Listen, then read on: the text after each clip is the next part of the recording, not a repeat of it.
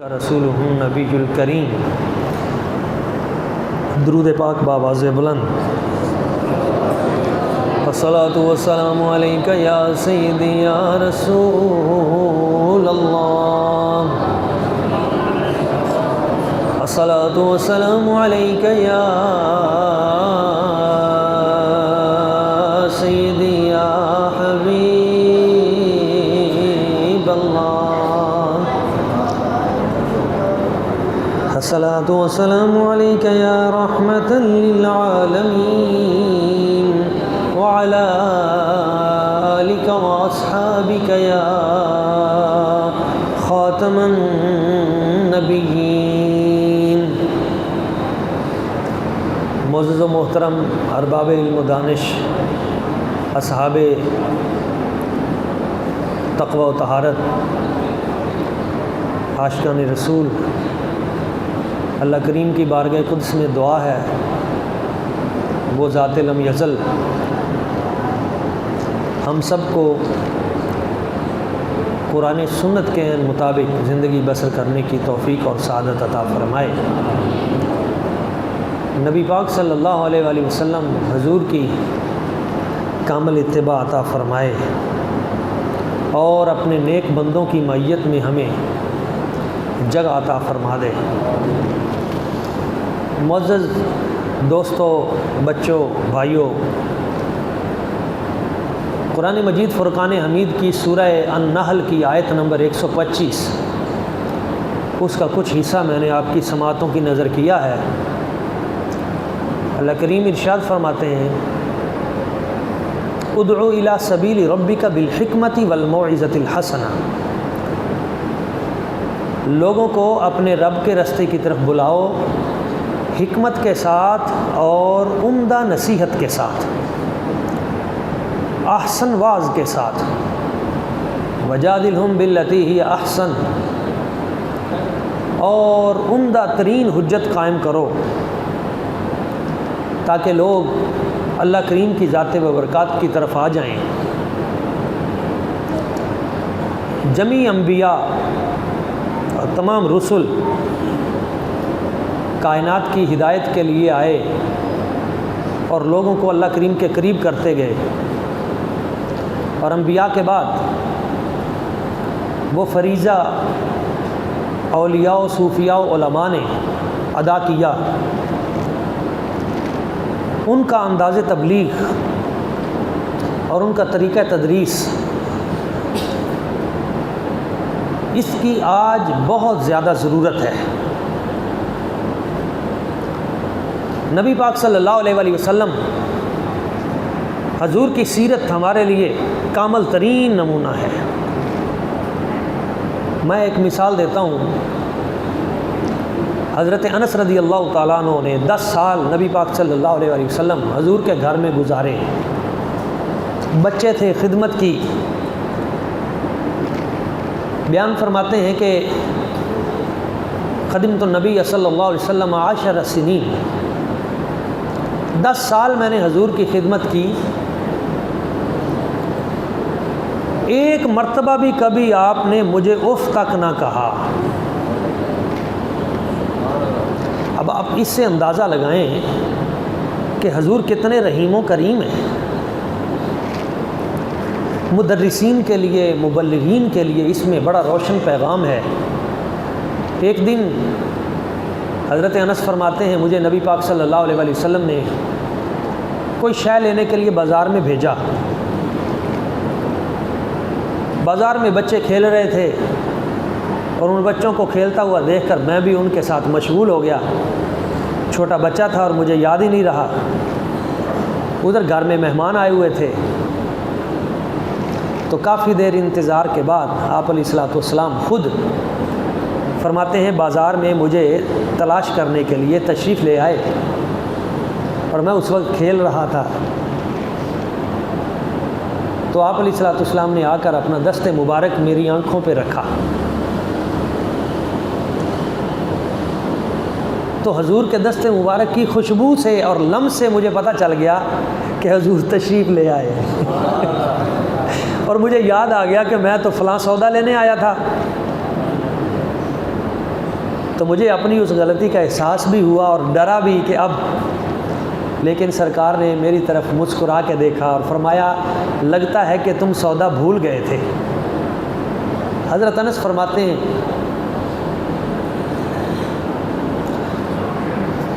جوان ہو گیا میں، بڑھاپا آ گیا، وہ جو سرکار نے اپنا دست مبارک میرے رکھا تھا نا، آج بھی اس کی ٹھنڈک مجھے محسوس ہوتی ہے۔ اس کا مطلب کیا ہوا کہ محبت، پیار، اخوت۔ ایک نوجوان آتا ہے حضور کی بارگاہ اقدس میں، اذن لی بالزنا یا رسول اللہ، مجھے گناہ کی اجازت دیں۔ سرکار نے اس کے ذہن کے بالکل قریب جا کر، قادو یقتلو، قریب تھا کہ مار دیتے اسے پکڑ پکڑ کے لوگ، تو حضور نے روک دیا، خبردار رکو، اسے میرے قریب کرو، اور اس کے ذہن کے قریب جا کے سوال کیا، اتحبہ لامک، کیا تو یہ پسند کرتا ہے کہ کوئی تیری والدہ کے بارے میں ایسا گمان کرے؟ قال لا انا لا احبہ، تو کہنے لگا حضور یہ کیسے ہو سکتا ہے، میں اپنی ماں کے بارے میں یہ تو میں برداشت نہیں کر سکتا۔ فرمایا تو گناہ کی اجازت مانگ رہا ہے، اتحبہ لبنتک، تیری بیٹی ہو اور محلے کا کوئی آوارہ نوجوان اس کی طرف انگشت نمائی کرے، تو اس بات کو قبول کرے گا؟ قال لا انا لا احبہ، نہیں حضور یہ کیسے ہو سکتا ہے۔ اتحبہ لاختک، تیری ہمشیرہ ہو اور کوئی اس کے بارے میں یہ گمان کرے، اس کے بارے میں یاوہ گوئی کرے، گناہ کا ارادہ۔ قال لا انا لا احبہ، نہیں حضور ایسے نہیں ہو سکتا۔ قال اتحبہ لعمتک، حضور نے سارے رشتے گنوا دیے، تیری چاچی، تیری پھوپھی، تیری خالہ، تیرے، جب دیکھا کہ بالکل اب اس کو بات سمجھ میں آ گئی ہے تو پھر اگلا باز کیا۔ حضور نے فرمایا اگر تو یہ پسند نہیں کرتا تو بیٹا کوئی بھی یہ پسند نہیں کرتا کہ اس کے عزیز رشتوں کے ساتھ کوئی ایسا سلوک کرے۔ اور پھر کیا کیا، اپنا دست مبارک اس کے سر پہ رکھا اور پھر پھیرتے ہوئے اس کے سینے پہ لے آئے اور دعا کی، اللہم اغفر ذنبہ وطہر قلبہ وحسن فرجہ، اے اللہ کریم اس کے گناہ کو معاف کر دے، اس کے دل کو پاک کر دے، اس کی شرمگاہ کی حفاظت کر دے۔ صحابہ اکرام بیان فرماتے ہیں دست مبارک کے بعد ساری زندگی ہم نے اس نوجوان کو محلے میں کبھی آنکھیں اوپر اٹھا کے چلتے نہیں دیکھا۔ ایک طریقہ تھا کہ اس کو مار دیا جاتا، دوسرا طریقہ تھا کہ اس کو بچا کر جنت میں پہنچا دیا جاتا۔ تو صوفیاء کا جو انداز تبلیغ ہے وہ یہی ہے کہ وقتی طور پر آپ دیکھتے ہیں کہ یہ بات ناگوار ہے، مگر اولیاء و صوفیاء دیکھتے ہیں کہ مستقبل میں اس کے اثرات کیسے ہوں گے، تو وہ آگے دیکھتے ہوئے اس کو کسی نہ کسی طریقے سے بچا کر جنت کی طرف لے جاتے ہیں۔ تمام صوفیاء کرام کا یہی، حضرت ذوالنون مصری، حضرت معروف کرخی، حضرت بایزید بستامی، حضرت جنید بغدادی رضوان اللہ تعالی اجمعین، تمام کشتی جا رہی ہے، نوجوان شراب پی رہے ہیں، حضرت ذوالنون کی بارگاہ میں عرض کیا گیا حضور یہ نوجوان دیکھو کتنا بڑا گناہ کا کام کر رہے ہیں، شراب بھی پی رہے ہیں اور ساتھ نعرے بھی لگا رہے ہیں، شور بھی کر رہے ہیں، دعا کریں یہ کشتی ابھی غرق ہو جائے، تباہ و برباد ہو جائے۔ آپ نے فرمایا ہاتھ اٹھاؤ، دعا کرتے ہیں۔ انہوں نے کہا جی بد دعا کرنی ہے، فرمایا ہاتھ اٹھاؤ، تو دعا کی، یا اللہ جس طرح یہ نوجوان بچے یہاں خوشی منا رہے ہیں، یا اللہ کرم کر دے جنت میں بھی اسی طرح خوشی کریں۔ انہوں نے کہا حضرت ہم نے کہا تھا ان کے لیے بد دعا کریں، یہ کتنے بڑے گناہ میں پڑ گئے اور آپ کہہ رہے ہیں یہ جنت میں جائیں۔ فرمایا ہاں رب جب جنت میں بھیجے گا نا تو جنت سے پہلے جنتی اعمال کی توفیق بھی دے دے گا۔ اتنی بات ہوئی تو دیکھا تو وہ نوجوانوں میں سے ایک نے دیکھا کہ حضرت قبلہ ذوالنون رحمہ اللہ آپ موجود ہیں، تو اس نے کہا اب تو ہمارا گناہ اللہ کے ولی کے سامنے بھی ظاہر ہو گیا، اب تو توبہ کر لو۔ تو اصل تو ادھر دعا کام کر رہی تھی۔ بچوں کے لیے پہلے تو متوجہ ہوں اور بچوں کو گناہ کی طرف سے بچائیں۔ بچوں کو گناہ سے بچانے کا بہترین طریقہ ہے کہ انہیں کسی اچھے راستے پہ لگائیں، ان کے دوست اچھے بنائیں، ان کو ماحول اچھا دیں۔ پھر اس کے بعد اگلا کام بھی ہے، وہ کیا؟ بچوں کو اچھا ماحول دینے کے بعد ان کے لیے دعا بھی کریں۔ آپ علیہ الصلوۃ والسلام نے اس کو یہ تلقین کے بعد کیا کیا؟ اس کے لیے دعا کی اللہ تعالیٰ کی بارگاہ سے۔ دل تو رب تبدیل کرتا ہے نا۔ انہوں نے کیا کیا؟ حضرت ذوالنون نے ان بچوں کے لیے دعا کی۔ اولیاء کا کیا کام ہے؟ تلقین کرنا، ساتھ دعا دینا، اور نتیجہ کیا نکلتا ہے کہ پھر اللہ تعالیٰ ان کی دعا ان کے اٹھے ہوئے ہاتھوں کی لاج رکھتے ہوئے کرم نوازی فرما دیتا ہے۔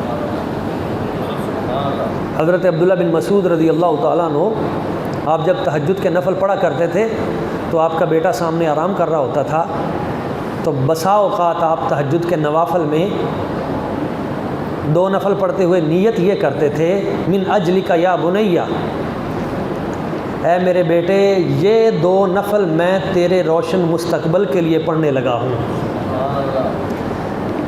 تو بچوں کے لیے بھی کبھی کبھی نفل پڑھیں، اپنی بچوں کے لیے، اپنی ماں کے لیے، اپنے اعزاء و اقربا کے لیے اللہ تعالیٰ کی بارگاہ میں سر بسجود ہو کر رو کر۔ اور سب سے بہترین وقت اس کا تہجد کا ہے، جب حجاب ہٹ جاتے ہیں اور قرب کی منزلیں طے ہونی شروع ہو جاتی ہیں، اور اس وقت اللہ تعالیٰ کی بارگاہ بہت قریب ہو کے بندے کی بات کو سنتی ہے۔ صوفیہ کرام کا یہی طریقہ ہے تبلیغ رہا۔ حضرت میاں شیر ربانی، میاں شیر مصعب شرک پوری رحمۃ اللہ تعالیٰ علیہ، اتنی عظیم ہستی، آپ جمعۃ المبارک کا واعظ خود دیتے تھے۔ ایک بزرگ ہمیشہ پہلی صف میں آ کر بیٹھتے تھے، کئی سال گزر گئے، انہوں نے کبھی جمعۃ المبارک مس نہیں کیا۔ ایک دن ایسا ہوا کہ وہ نہ آئے اور عین نماز کے وقت آ گئے، بیان ہو چکا تھا۔ بعد میں آپ کا طریقہ کار تھا کہ پھر لنگر کھلاتے، صوفیہ کا یہی طریقہ کار ہے، اولیاء کی بارگاہ میں جاتے ہیں، میاں صاحب کا یہ طریقہ کار تھا، حضور گنج کرم پاک سیدنا اسماعیل شاہ صاحب البخاری آپ کا یہ طریقہ کار تھا، حضور بابا جی سیدی محمد علی شاہ صاحب البخاری کرواں والا شیخ آپ کا یہی طریقہ کار تھا، اور خود نبی پاک صلی اللہ علیہ وسلم کا بندہ آیا، آج ہمارے حضور بیبی جی پاک سرکار سیدہ سلام اللہ علیہ آپ کا بھی یہی طریقہ کار ہے، بیویاں جائیں پہلے لنگر، بعد میں ان کی بارگاہ میں حاضر۔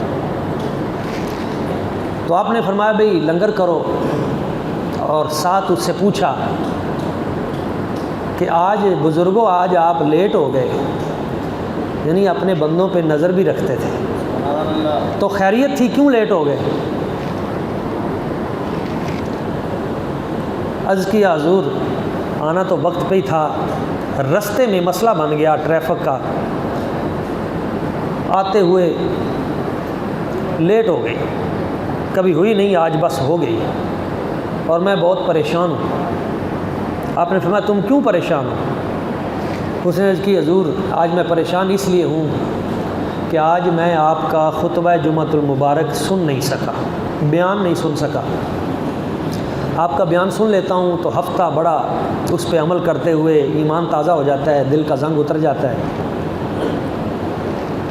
جمعے کے بیان میں پہلے آنے کی جہاں فضیلتیں ہیں اس میں یہ بھی برکت ہے کہ بہت ساری چیزیں ٹھیک ہو جاتی ہیں، بندے کا رجوع اللہ کی طرف بڑھ جاتا ہے۔ میں اس وجہ سے آج لیٹ ہو گیا اور بہت پریشان ہوں۔ آپ نے فرمایا پریشانی کیا ہے؟ اس نے عرض کی حضور پریشانی یہ ہے آج آپ کا بیان نہیں سن سکا۔ تو فرمایا تم پریشان نہیں ہونا، تمہیں بیان میں دوبارہ سنا دیتا ہوں۔ سبحان اللہ۔ تو وہ سارے کا سارا بیان آپ نے دوبارہ سنا دیا۔ آج تو ہمارے ہاں خطبے بھی بکنے لگے اور اس پہ بھی پہلے اکاؤنٹ میں کوئی چیز آئے تو پھر ہی مطلب بیان کرنا ہے، ورنہ دین اسلام کے وہ لوگ مبلغین حقیقی خالص اللہ کی ذات کی رضا کے لیے کام کرتے تھے، اور پھر اللہ ان کی زبان میں تاثیر بھی پیدا کر دیتا تھا، برکتیں بھی اس لیے ہوتی تھیں۔ ایک چودھری صاحب آئے میاں صاحب کی مجلس میں، آ کے بیٹھ گئے۔ آپ نے فرمایا چودھری صاحب لنگر کرو، کھانا کھاؤ۔ حضرت سیدنا ابو الحسن خرقانی رحمہ اللہ سلسلہ عالیہ نقشبندیہ کے بنیادی بزرگوں میں سے، آپ نے اپنی خانقاہ کے باہر لکھا ہوا تھا، لکھوا دیا تھا، یہاں جو بھی آئے مذہب کا سوال مت کرو، اسے لنگر کھلاؤ۔ حضور گنج کرم پاک سے اسماعیل شاہ صاحب البخاری کرما والشف، آپ نے تو باقاعدہ ایک ہندو جو اصل میں ہندو نہیں تھا، مسلمان تھا، لیکن پہلے ہندو تھا، لیکن اس کا وہ سارا کا سارا جو گیٹ اپ تھا، لباس، تکلم، انداز، وہ سارا ہندوؤں والا ہی تھا۔ تو آپ نے کہا تم اسی طرح رہو، نماز روزہ کرتے رہنا۔ تو جب کوئی ہندو آپ کے پاس آتے تھے اپنے معاملات لے کر، تو آپ انہیں فرماتے تھے کہ تمہارا کھانا اس دھنا مال کے گھر ہے۔ دھنا مال اس کا نام تھا، کیونکہ وہ آپ کے برتنوں میں کھانا ہندو پسند نہیں کرتے تھے کہ مسلمان ہیں اور ان کے برتن میں ناپاکی کا ان کے ہاں تصور ہے۔ تو آپ فرماتے نہیں، ادھر نہیں، تمہارا کھانا ان کے گھر ہے۔ تو وہ سمجھتے کہ ہماری برادری کا بندہ ہے۔ اب اس لنگر کی برکت یہ ہوتی تھی کہ جب وہ وہاں جا کے چند لقمے کھاتے تو اگلی نماز آپ کے پیچھے آ کے پڑھتے تھے۔ بزرگوں کا قرب دینا۔ حضرت بابا فرید مسعود گنج شکر رحمۃ اللہ تعالیٰ علیہ کو کسی نے کینچی دی، بڑے اچھے لوہے کی کینچی، فرمایا مجھے کینچی نہ دو، مجھے تحفہ دینا ہے تو سوئی دو۔ کینچی کا کام کاٹنا ہے، سوئی کا کام جوڑنا ہے۔ تو جوڑنے کی ضرورت ہے، توڑنے والے تو پہلے ہی بہت ہیں۔ تو وہ چودھری صاحب آئے، انہوں نے آ کے آپ نے فرمایا لنگر کرو۔ وہ لنگر کرنے لگا تو آپ نے دیکھا ایک بندہ باہر کھڑا ہے۔ آپ نے فرمایا اس کو بھی ساتھ شامل کرو بھائی۔ وہ کہنے لگا نہیں حضور میں بعد میں کر لوں گا۔ آپ نے چودھری صاحب سے کہا کہ بھائی اس کو بھی بلاؤ، اس کو بھی کھانا کھلاؤ۔ اس نے عرض کیا حضور نہیں، یہ بعد کھائے گا، یہ ساڈا کمی ہے۔ ساڈے پنڈاں چ رواج ہے جڑا کمی ہوندا ہے خدمتگار کم، وہ پھر چودھری دے نال بیٹھ کے نہیں کھاندا، یہ بعد میں کھائے گا۔ آپ نے فرمایا تربیت کیسے کی؟ آپ نے فرمایا اچھا یہ کمی ہے، تو فرمایا بھی میرا لنگر لے آؤ۔ تو وہ ایک کنالی میں دال لے آئے، روٹی لے آئے آپ کے سامنے۔ تو آپ نے اس نوجوان کو جو باہر کھڑا تھا فرمایا بھائی بیلیا آ جا، تو چودھری صاحب دا کمی تے میں نبی پاک دا کمی، تے آپ دونوں کمی رل کے کھانے ہیں۔ اس کو اپنے ساتھ بٹھا کے آپ نے، تو چودھری صاحب جو ہیں وہ کانپنے لگے کہ حضور یہ کیا؟ فرمایا کبھی میرے آقا کریم صلی اللہ علیہ وسلم نے ایسا کیا کہ اتنی امیر ہستی حضرت عثمان غنی ذوالنورین، ان کے لیے دسترخوان الگ بچھایا ہو، اور حضرت بلال حبشی رضی اللہ تعالیٰ عنہ کے لیے دسترخوان الگ بچھایا ہو، ایک ہی صف میں کھڑے ہو گئے محمود و یاس، نہ کوئی بندہ رہا نہ کوئی بندہ نواز۔ تعلیمات نبویہ تو یہ ہیں کہ ہر طرح کی یہ نسلی تعصبات اور یہ قوموں کا ایک دوسرے پہ تفاوق اور اس طرح برادری کے حوالے سے ایک دوسرے کے ساتھ جو ہم مس بیہیو کرتے ہیں، نہیں۔ نبی پاک صلی اللہ علیہ وسلم جب ہم نے حضور کا کلمہ پڑھ لیا تو یہ کلمہ طیبہ ہم سب کو جوڑ دیتا ہے، ایک کر دیتا ہے۔ یہی ان صوفیاء کی تعلیم ہے، اور اس کے لیے سب سے بنیادی چیز یہ ہے اللہ کی مخلوق سے محبت کی جائے۔ ایک بات کر کے میں اپنی گفتگو سمیٹتا ہوں، بڑی توجہ والی بات ہے، اور یہ ہزار باتوں کی ایک بات ہے۔ اللہ کی مخلوق سے پیار کیا جائے۔ بر صغیر میں اولیاء نقشبند میں بہت بڑی ہستی، بلکہ میں اگر کہوں کہ سب سے بڑی ہستی کا داور، اس ہستی کا نام ہے حضرت مجدد الفسانی شیخ احمد سرہندی فاروقی رحمہ اللہ، سلسلہ عالیہ نقشبندیہ میں۔ علامہ اقبال رحمہ اللہ آپ بھی جن کی بارگاہ میں جایا کرتے تھے، ہمارے استاد محترم عزت مآب قبلہ پروفیسر شیخ ریاض صاحب تشریف فرما ہیں، ان کی موجودگی میں اقبال پہ بات کرنا تو ویسے ہی تیمم کی موجودگی میں وضو کرنے والی بات ہے تو ممکن نہیں، تو میں حضرت اقبال نے اس مقام پہ جا کے نئی نسل کو بتایا. یہ آج جو لوگ کہتے ہیں نا یہ بزرگ، یہ بابے، یہ ولی، یہ اقبال سے پوچھو. آپ کہتے ہیں حاضر ہوا میں شیخ مجدد کی لحد پہ، وہ خاک کے ہے زیر فلک مطلع انوار. اس خاک کے ذروں سے ہیں شرمندہ ستارے، اس خاک میں پوشیدہ ہے وہ صاحب اسرار. گردن نہ جھکی جس کی جہانگیر کے آگے، اللہ نے بر وقت کیا جس کو خبردار. وہ ہند میں سرمایہ ملت کا نگہباں. وہ حضرت مجدد الفسانی، ان کے مرشد کریم کا نام ہے حضرت خواجہ باقی باللہ رحمۃ اللہ تعالیٰ علیہ. حضرت خواجہ باقی باللہ بہت بڑی ہستی، بہت بڑی ہستی، علمی اور روحانی طور پر بہت بڑے سمندر. مگر حضرت خواجہ باقی باللہ نے اپنے دونوں جو بیٹے تھے ان کو حکم دیا کہ مجدد الفسانی اگرچہ میرے مرید ہیں مگر میں تمہیں حکم دیتا ہوں کہ تم حضرت مجدد پاک کی بیعت کرو. اور اپنے دونوں بچے ان کے حوالے کر دیے کہ آپ نے ان کی تربیت کرنی، یہ آپ کے حوالے. اور پھر فرمایا کہ یہ وہ ولایت کا سورج ہے جس سورج کی گرد میں باقی باللہ جیسے سینکڑوں ستارے چھپ گئے. پیر اپنے مرید کے بارے میں یہ کہے کہ میں اس کے سورج کے سامنے میری حیثیت ایک ستارے کی بھی نہیں. اب جو اصل بات ہے، حضرت باقی باللہ سرکار رحمہ اللہ آپ کو یہ شرف کیسے ملا؟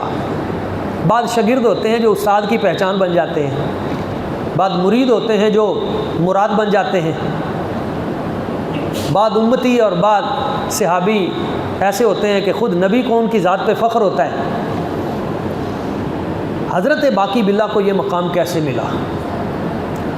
آپ فرماتے ہیں کہ میں ایک رات آرام کر رہا تھا، پچھلی رات اٹھا، سردیوں کی رات تھی، بستر چھوڑ کر میں نے تہجد کے نوافل پڑھنے شروع کر دیے.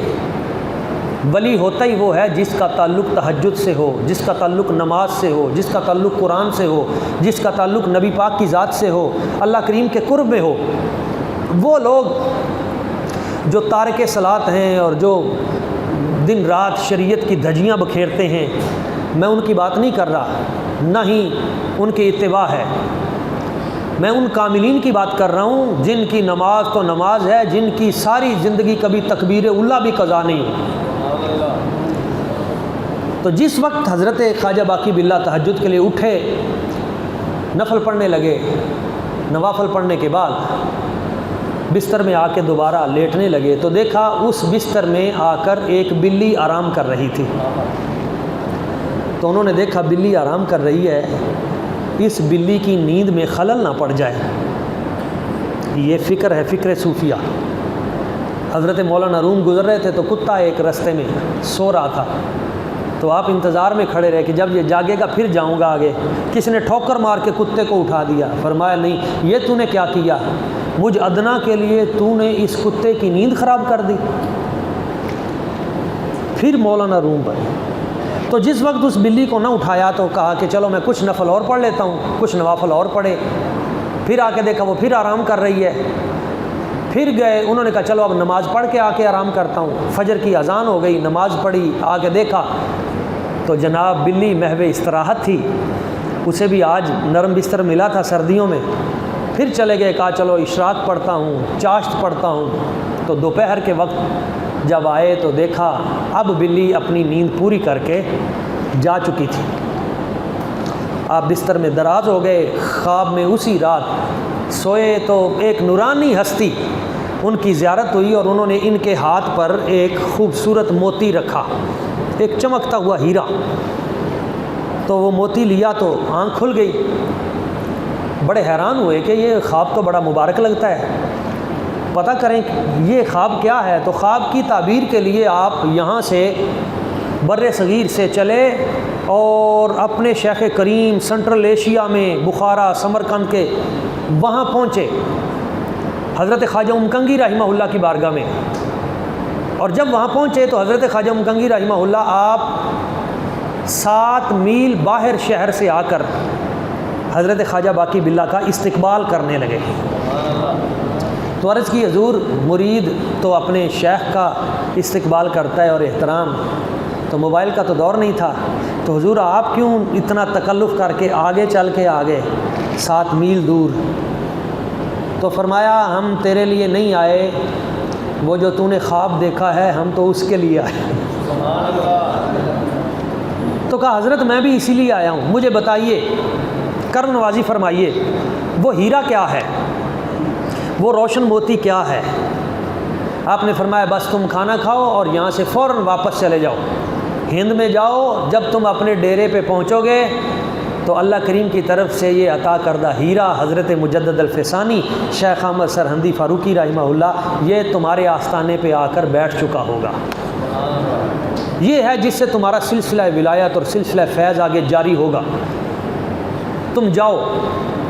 تو جب نکلنے لگے تو پوچھا حضور بات تو ٹھیک ہے، مگر میں نے عبادت و ریاضت، ورد، وظیفے جو آپ نے حکم دیا تھا وہ ساری چیزیں تو کی، یہ برکت اتنی بڑی جو آپ مجھے عطا فرما رہے ہیں کہ یہ برکت تمہیں ملی ہے، یہ ذرا چشم عنایت فرمائیں کہ اس کے پیچھے راز کیا ہے، کس عمل کے تصدق میں یہ برکت ملی، یہ ہیرا؟ تو فرمایا وہ تو نے جو بلی کی نیند کے لیے اپنا آرام قربان کر دیا تھا، اللہ کریم کو وہ بہت پسند آیا، اس کی وجہ سے تجھے یہ قطب الولایت تمہیں عطا کر دیا۔